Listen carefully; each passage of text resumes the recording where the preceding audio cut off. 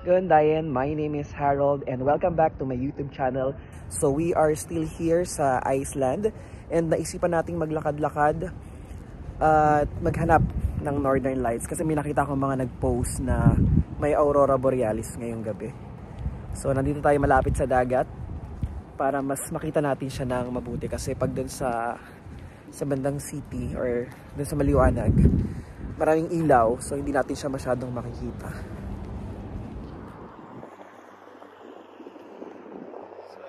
Siya masyadong nakikita. Pero yung liwanag na yan, ayan, yan yung Aurora Borealis. Medyo malabo lang siya talaga.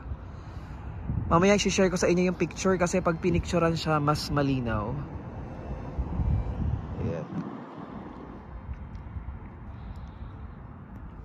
So ayan, yung Northern Lights. Medyo malabo talaga siya pag video. Pero pag pinicturean natin siya, mas nakikita natin siya ng mas malinaw. Saka hindi siya masyado kasing makita eh. Pero ayan siya. Ayan yung nakikita nyo kulay na yan. Yan ang Northern Lights or Aurora Borealis. Here in Iceland.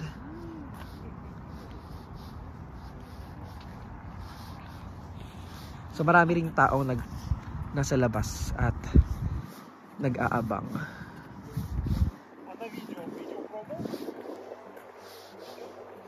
So kailangan nating magsuot ng makapal kasi sobrang lamig. So parang 3 degrees.